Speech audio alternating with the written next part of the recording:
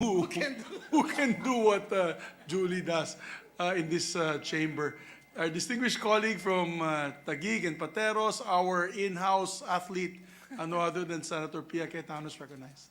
Thank you, Mr. President. Before I proceed, I'd like the people watching us to know that the Majority Floor Leader and the Senate President are very humble.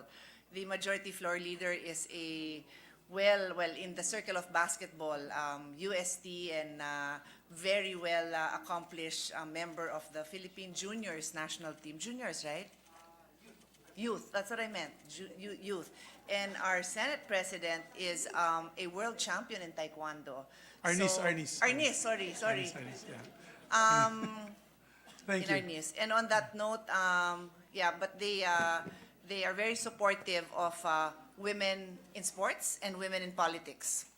Mr. President, dear colleagues, I rise to co-sponsor Senate Resolution number 471, which considers Senate Resolution number 522 that I filed congratulating and commending Filipino international marathon runner Julie Uychiat, who just finished the 2023 World Marathon Challenge. I will not repeat everything that the Majority Floor Leader has already said, but I will give you the inside story that I have gathered while chatting with Julie.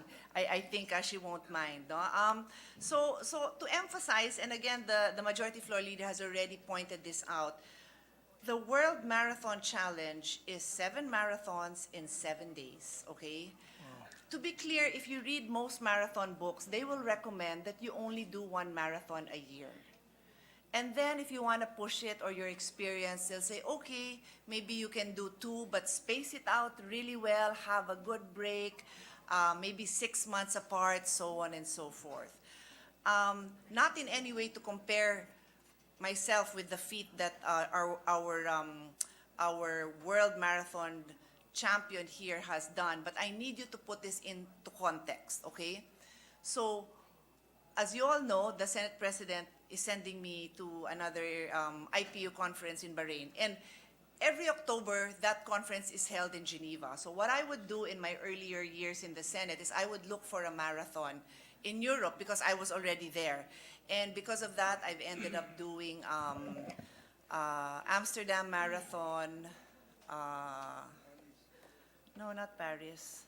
What did I tell you, Julie? I forgot. I did Rome, but not that. Mental block. But I've done about 10 marathons. Anyway, I've done Rome, I've done Sweden.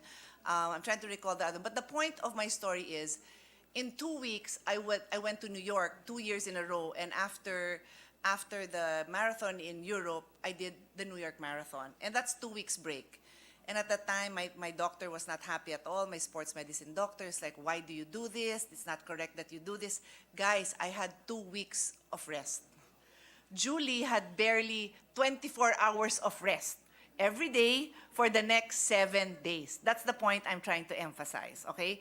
It was already shocking for my sports medicine doctor to comprehend that I would do another marathon in 2 weeks. And yet here's Julie did one every day. And my question to her was, is there a special recovery tip? And I know the Senate President is listening intently because a lot of us are athletes here. And you know what she said? It's really training for what you're about to do. So it's training that way. There's no secret. We're also told, though, and I am a believer of good recovery, so you have to learn how to really take care of your body. Take care of your body. That's very important. So, to go back to some stories and to show the kind of fortitude this person has, she told me, and I'll share it, Julie, that during one of the races, Madrid in particular, she fell and she got a bad wound. But imagine that she has to run in less than 24 hours again. So instead of having it stitched, which was the recommendation of the doctor, she said, I'd rather sleep and eat than have you keep me up and stitch me up. So those are the sacrifices, no, that she had to make. And in a way, you know your body well. You felt that you needed the rest more than anything else. But this is something else that I want to share, and it is the story of anyone who has been successful, I think. So my staff gave me this list of the races that she did to complete the World Marathon Challenge, and it is one race per continent.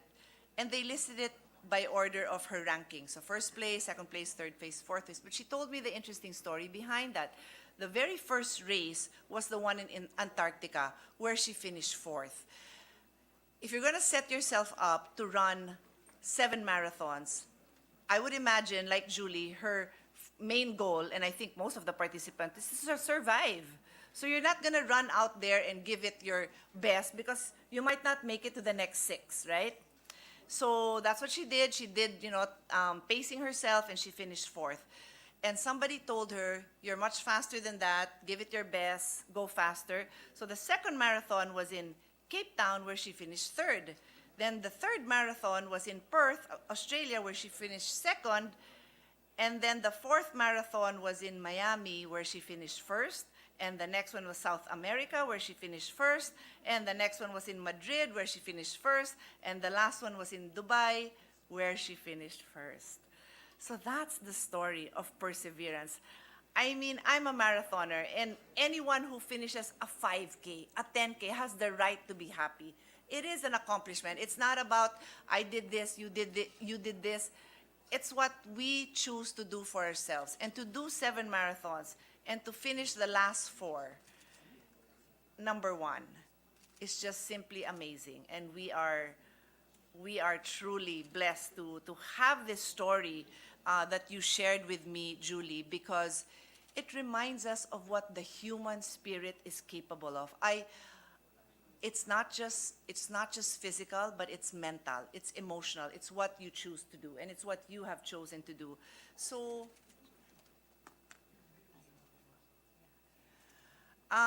Julie is 49, and she's accomplished all this in her late 40s. We're all told as runners that our peak is around late 30s. But clearly, either Julie would have been probably the fastest person in the world if she started earlier. But at the rate you're going, you still could be, Julie. You still could be. And I'm happy to know that she's continuing to set milestones for herself. She's continuing to set goals. I've taken the opportunity to invite her to a few marathons that are coming up, one of which is in Sydney, and which will be organized by no less than a Filipino, the ever-famous Run Rio, or Rio de la Cruz. So I was hoping, Julie, that you can grace this race. He's actually also the host now of the Singapore Sundown Marathon, which is going to be held earlier. This one is in May. So the Filipinos, I'm sure, will rejoice to see you. There are runners everywhere, as you have, as Julie has herself figured out. Hindi ka na siguro wala na sigurong bansa na pwede mong puntahan na hindi ka makakahanap ng Pinoy, pero sa dami na rin ng tumatakbong Pinoy, makakahanap ka rin ng Pinoy na tumatakbo. I actually had the wonderful opportunity of running the Twin Peak race in Hong Kong. It's a race of the 2 peaks in Hong Kong. And I ran it with ultra marathons who were Filipinos. And it's just amazing to be able to have these experiences with your kababayan. So I hope that Julie will continue to break expectations, break down barriers. It's timely that she comes here during Women's Month, because I recently said there was a World Cup Women's Trophy Tour. It was here. We celebrated that last week. This is the World Cup trophy that they bring around the world. So therefore, World Cup Women's Trophy Tour. And my message was, it's amazing to know that for the very first time, our women football players are going to the World Cup. Because when we see women out there playing, doing something that is traditionally the field of men, so playing sports, playing soccer. During my time, no female played soccer. So when little girls see these Filipinas making it to the World Cup, and little boys see these Filipinas in the World Cup, it's the same way when they see Julie running all over the world, breaking barriers, finishing #1. That's when we make it very clear that women have a seat at the table. Women are equal in decision-making in the boardrooms, in the homes, in public office, in the corporate offices. Everywhere and anywhere, women are equal partners. And thank you for sharing your story with us, Julie, and we wish you all the best. Thank you, Mr. President. Thank you very much, our distinguished colleague, Senator Pia Cayetano. Thank you. Mr. President, the gentleman from Cavite, Senator Bong